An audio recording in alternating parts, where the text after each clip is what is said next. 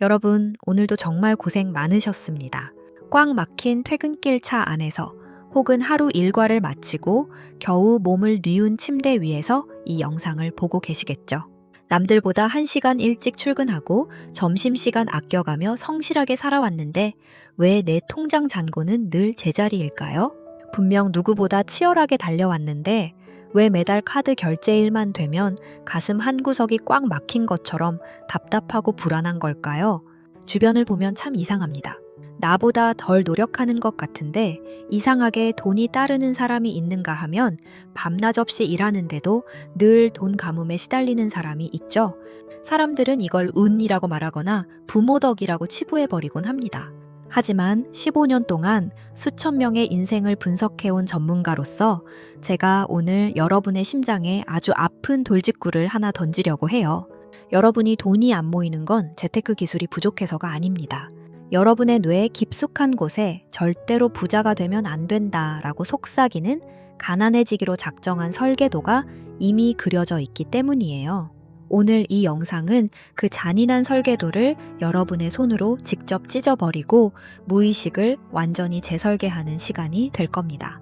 40대, 50대, 이제 더 이상 시행착오를 겪으며 시간을 낭비할 여유가 없잖아요?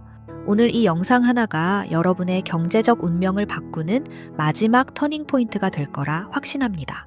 반갑습니다. 심리학의 렌즈로 인생의 꼬인 매듭을 풀어드리는 심리학 놀자입니다. 자, 본격적인 이야기를 시작하기 전에 여러분께 아주 무거운 질문 하나를 던져볼게요. 한번 스스로에게 정직하게 답해보세요. 만약 내일 당장 여러분의 통장에 100억 원이 꽂힌다면 여러분은 진심으로 행복할까요? 아니면 그 돈을 잃을까봐 혹은 그 돈 때문에 주변 사람들이 변할까봐 벌써부터 숨이 막히고 두려우신가요? 이 질문에 조금이라도 두려움이 섞여 있다면 당신의 무의식은 지금 불을 밀어내고 있는 중입니다. 금융심리학자 브래들리 클론츠 박사는 인간에게는 머니 스크립트, 즉 돈에 대한 무의식적 시나리오가 있다고 말해요.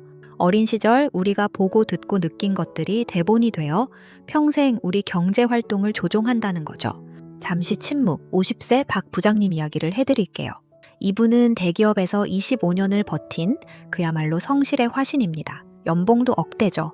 그런데 이상하게도 이분은 통장에 잔고가 딱 5천만 원만 넘어가면 사고가 터집니다.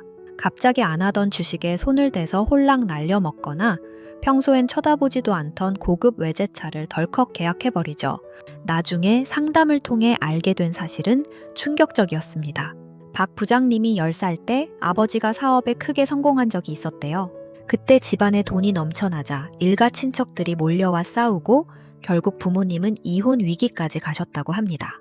어린 박 부장의 무의식에는 돈이 많아지면 가족이 불행해진다라는 공포스러운 대본이 쓰인 거예요. 그래서 성인이 된 그의 무의식은 가족을 지키기 위해 역설적으로 돈을 계속해서 없애버리는 선택을 해온 겁니다. 본인은 운이 없다고 한탄했지만 사실은 무의식이 치밀하게 설계한 가족 수호 작전이었던 거죠. 여러분의 마음속 대본에는 무엇이라고 적혀 있나요? 돈은 나쁜 것이다? 우리 집안은 원래 돈복이 없다? 이 대본을 수정하지 않으면 여러분은 평생 밑빠진 독에 물을 붓게 될 겁니다. 지금 이 이야기가 남의 일 같지 않고 가슴이 찌릿하시다면 그건 여러분의 무의식이 이제 그만 가난하고 싶다고 보내는 신호입니다. 그 신호를 놓치지 마세요.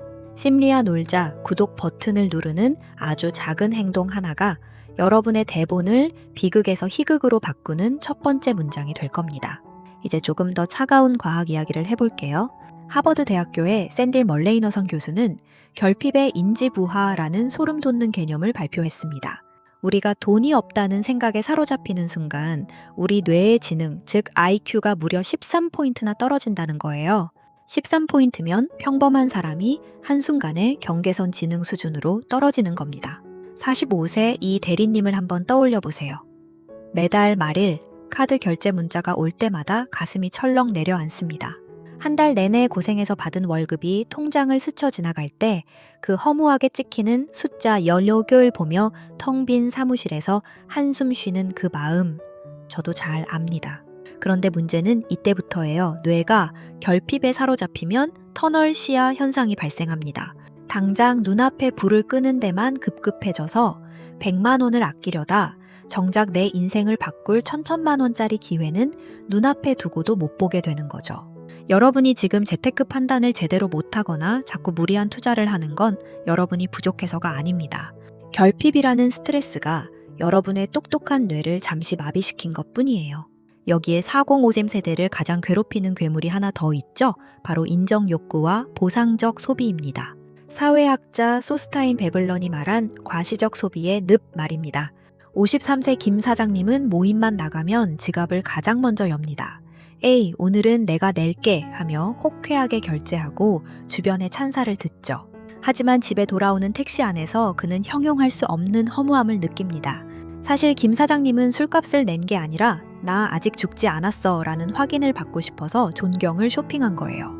평생 가족을 위해 나를 지우고 살아온 보상 심리가 남들에게 보여주기 위한 화려한 거칠애로 터져 나오는 겁니다.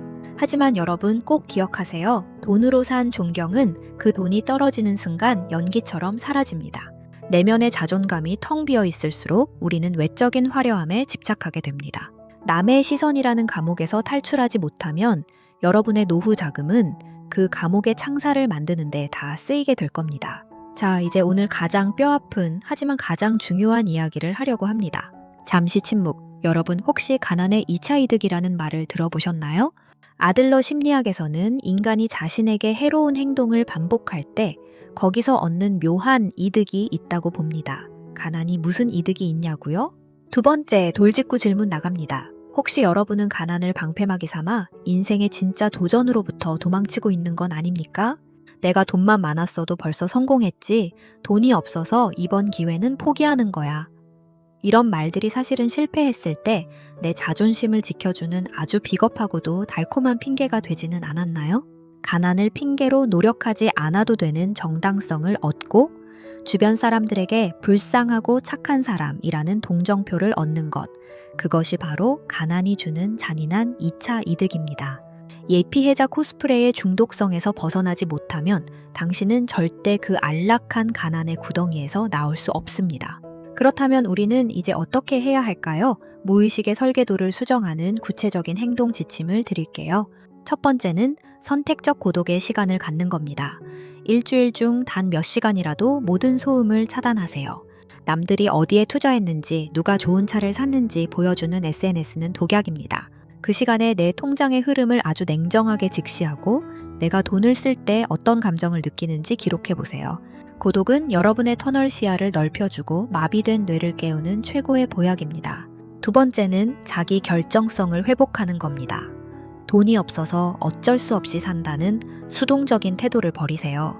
아주 작은 지출이라도 내가 선택해서 이만큼만 쓴다는 주체적인 감각을 익혀야 합니다. 내 인생의 운전대를 돈이 아니라 내가 쥐고 있다는 감각을 되찾는 것, 그것이 시작입니다.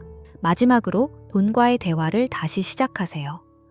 돈은 나쁜 것, 벌기 힘든 것이라는 저주 섞인 대본을 지우고 돈은 나를 자유롭게 하고 내 가족을 지키는 든든한 에너지다 라고 매일 스스로에게 말해주세요. 유치해 보인다고요? 아니요, 여러분의 무의식은 오직 여러분의 목소리에만 반응합니다.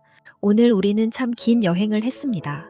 어린 시절의 아픈 기억부터 뇌과학이 말하는 결핍의 함정, 그리고 자존감을 깎아먹는 과시욕까지 이 모든 것이 여러분을 가난이라는 감옥에 가두어 왔을 겁니다. 하지만 여러분, 40대와 50대는 인생의 황혼이 아니라 가장 강력한 지혜를 발휘할 수 있는 황금기입니다. 지금까지의 대본이 비극이었다면 이제부터는 여러분이 직접 펜을 들고 위대한 반전 드라마를 써 내려가면 됩니다. 오늘 내용을 정리해 볼까요? 첫째, 내 무의식 속에 숨겨진 가난의 대본, 머니 스크립트를 찾아내서 찢어버리세요. 둘째, 결핍 스트레스가 내 지능을 떨어뜨리지 못하도록 선택적 고독으로 뇌를 보호하세요. 셋째, 가난을 핑계로 도망치고 있지는 않은지, 가난의 2차 이득을 즐기고 있지는 않은지 스스로에게 정직해지세요. 오늘 이 영상이 여러분의 꽉 막힌 인생의 작은 숨구멍이 되었기를 바랍니다.